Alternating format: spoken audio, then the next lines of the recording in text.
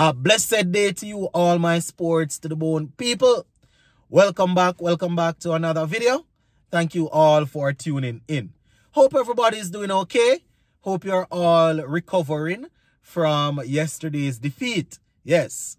We're going to be talking some cricket in this one, but we're going to shift focus away from the West Indies ODI team. We're going to talk 50 over cricket, but not at the international level, right? We have the Super 50 coming up. So in this video, I'm going to zoom in on the Windward Islands and Leeward Islands squads that will be taking part in this year's staging of the Super 50. So just give a listen here until the end and let me know what you all think in the comment section. All right, so as I said, we're going to shift away from the ODI team. But I know there are still a couple of things that happened yesterday that we want to address. We'll probably do that later on today. So, into it now. We have already looked at Trinidad and Tobago, Guyana, Jamaica Scorpions, and the Barbados Pride. We have already looked at those four teams, four squads.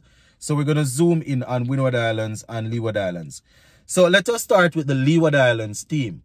And Rakeem Carnwall, Big Jimbo, he is set to captain the team for this year's staging of the Super 50.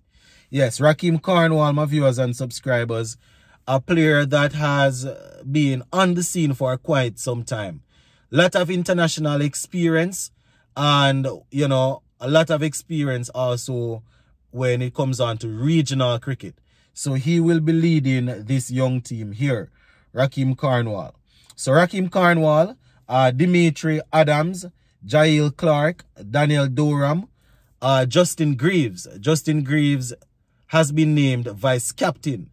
And, you know, you guys will remember that he was a part of that West Indies test squad that won in Australia a couple months ago. So Justin Greaves will be Rakeem Carnwall's right hand in this tournament. They also have Jamar Hamilton, very experienced player, Kadeem Henry, Chesney Hughes, Kofi James, Jeremiah Louis, Mikel Louis, Javier Spencer, O'Shane Thomas, and Akidinito Williot.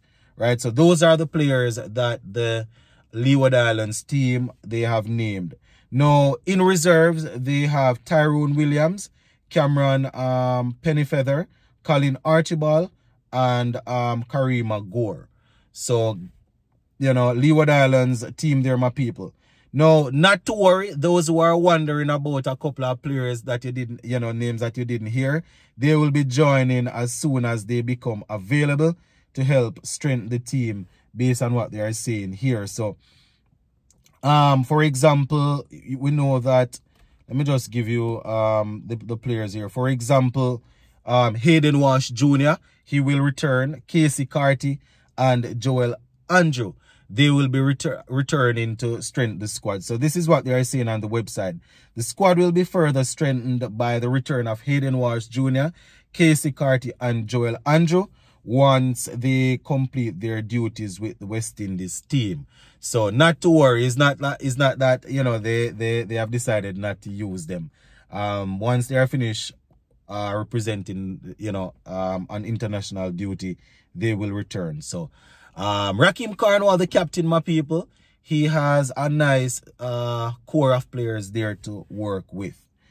All right, the Windward Islands Volcanoes now, my people. For the Super 50 this year, they will be led by Sunil Ambriz.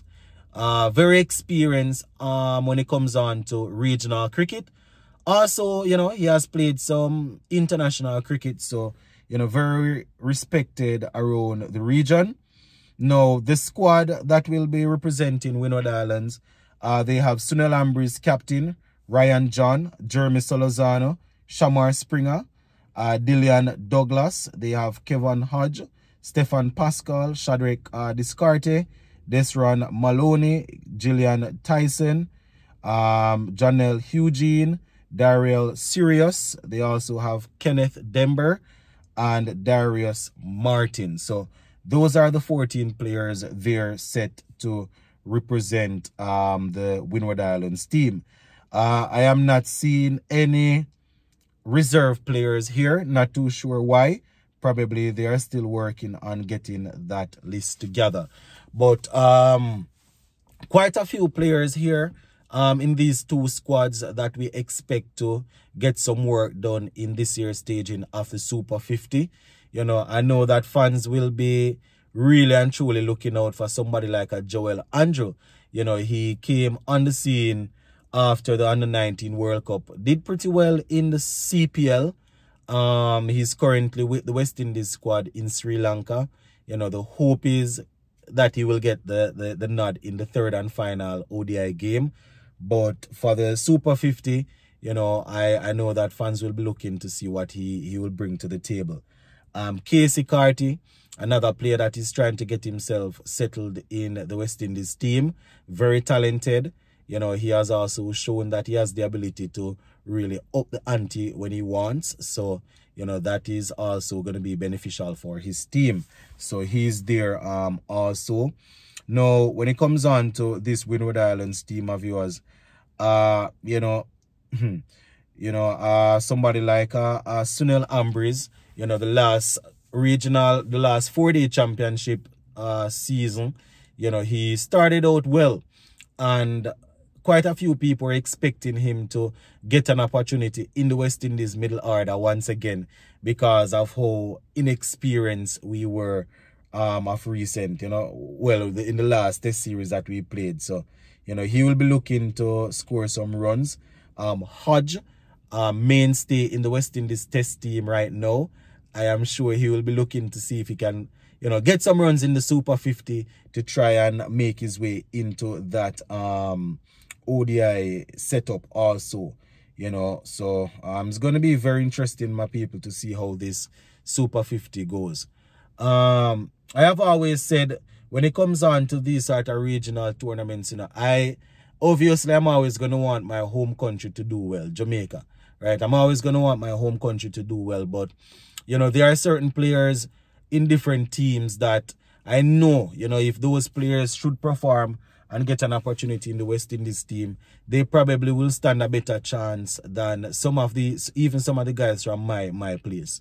You understand? So I've always said that when it comes on to regional cricket, whether it is 4-day championship or the Super 50, you know, my aim is always to see, or my goal is to really see a couple of good players making it out of the tournament that can unsettle a few of the current ODI and test players that we have, you know, because quite a few of them, they are comfortable. But the problem is sometimes some of these guys, they will give you one good season, probably score a 2 century and a couple of half century. And when, you know, that is enough for them to get into the team, because it just goes to show where our cricket is. And when they get into the international team, you know, they find it extremely difficult. So, you know, you just have to hope that they can produce, you know. So I am definitely looking forward to seeing some of these guys going out there and producing. So yeah, that is pretty much it for this one, my people. We're gonna leave it right here for now, and hopefully later on we can talk a little bit about that second ODI against Sri Lanka. And we'll also look forward to the third one. You know, there was something that Shea Hope said leading into the second ODI that I didn't even get a chance to address, when he was saying they need to find a way to play spin. And boy, I tell you, anyways, we're going to leave it right here so for now, my people. Big up on yourself and stay safe, yeah, man.